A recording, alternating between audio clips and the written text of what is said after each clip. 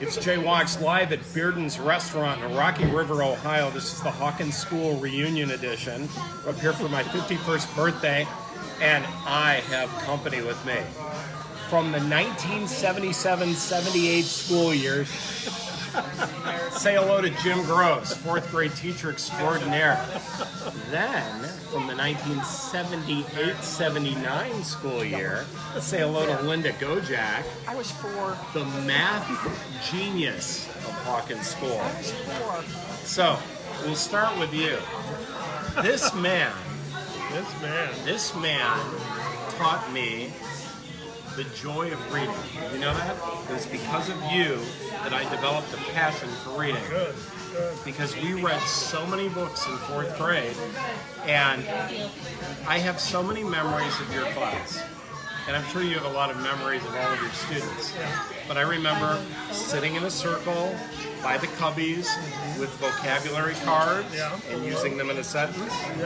And I remember all of the books that we read. And then I remember the Gross Awards, which were legendary.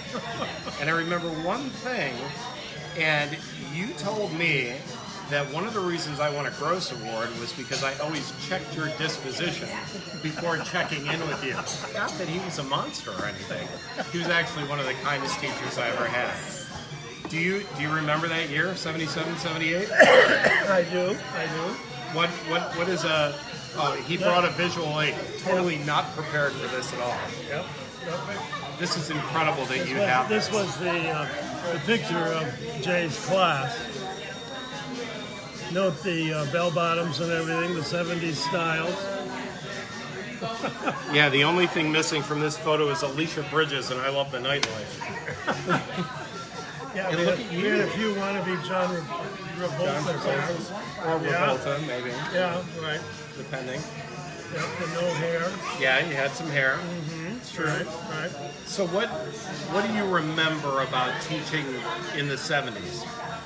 Well, as you said, I remember the camaraderie that the class had. And with only 16 kids in the class, a teacher really got to know the kids on a personal basis rather quickly. Right. After a couple of weeks of school, you knew what their how to approach them and what worked and maybe what didn't, and that's an advantage. I remember when I first started teaching, before I came to Hawken, I was 7 years here in the Rocky River Public School System, and I had classes averaging 25 to 33. Right. And it took a heck of a lot longer to get to know the kids than at Hawken. Well, and not only did you get to know the kids, but you also got to know their parents. Yep. And you remember my mother. Oh yeah, Judy. Yeah. Yep, she was one of the moms that would always be coming in with special things for.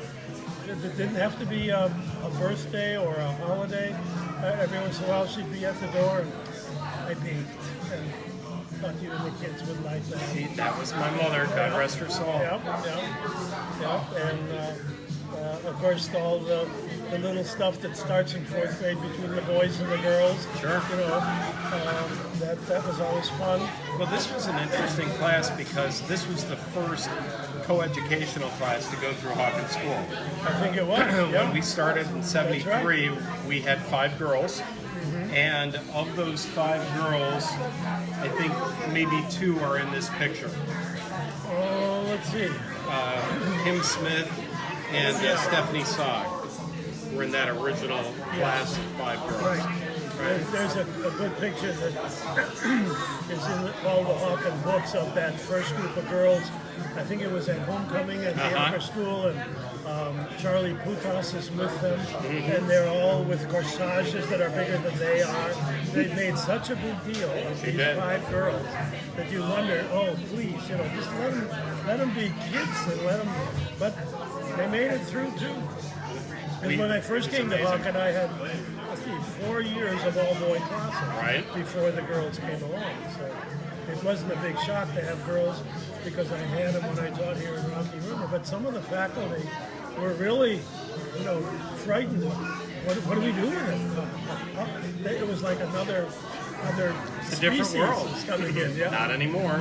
No, but it was such an innocent time back then, too. You think of what's going on with kids today. That's right. And obviously before social media and, stuff, they were very innocent little ones. Well, and our biggest fear was a tornado.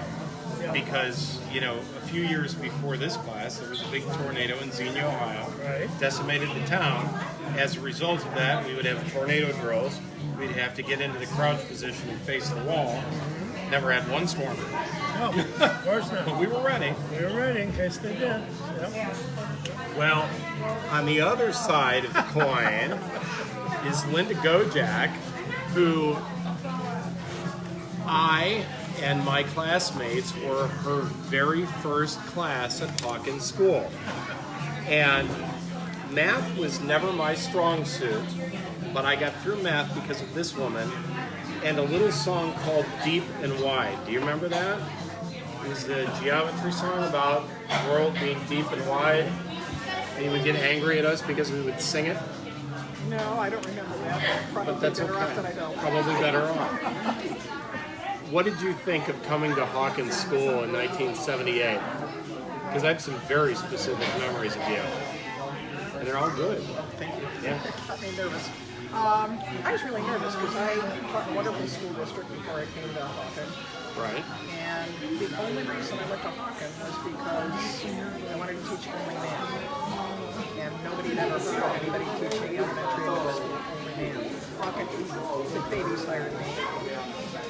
And my mother said I was a bear to live with the first week. Just the whole summer, actually. And Dick Davies was a math guy. Yeah, he was wonderful. Yeah. Oh my God, I loved him. But I loved it. I was there like the first week. I remember going home that first Friday after the first week of school, lying down on the couch. I was so exhausted, and my mom said she could not wake me up. I was still young. I lived at home. She could not wake me up. She thought I was dead. I was so tired. I was so tired because even with only 16 kids in the class, we never stopped. And I did athletics in the afternoon. And, Yeah, we all did that. and I still remember one kid in the class. I won't say his name. Yes, I will. It was David Gillespie, actually. And he was in my homeroom. And he was a little overwhelmed, and I was a little overwhelmed. And he said, "I don't know what's going on." And I remember going up to him, putting my arm on his shoulder, like, "Neither do I. Let's stick together." Because it was but it was wonderful.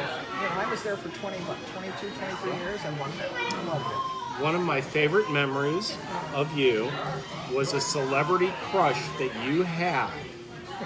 And my father made that celebrity crush come true for you.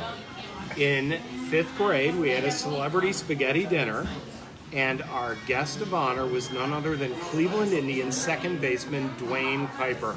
Oh. And I thought you were going to melt into a puddle. And I got to sit right next to And him. you did. And And Tom talk to Tarovich him. was sitting on the other side of me. He didn't get much of Dwayne's attention. You did that. It's true. He plays for the he's the broadcaster. He is now the for San broadcaster Francisco. for the San Francisco I Giants. He talk does to these guys play-by-play. on Facebook. Yes. Not that that's creepy or anything. No. Just know what they're doing. That's exactly right. And those were good memories. They were fun. I didn't realize your dad set that up. My father wrote the insurance for the Indians, and for the years that he sold insurance, anytime we needed an Indians player, whether it was at a Hawken day camp or at school, he delivered every time. Cool. I didn't realize that with the spaghetti dinner, but it did. It was lousy spaghetti, but it was a great dinner. Lousy spaghetti. It was a fun dinner. It was a fun dinner, and I got to meet Dwayne Kuiper. Yeah, well, our apologies to Helen Hochstetler, God rest her soul.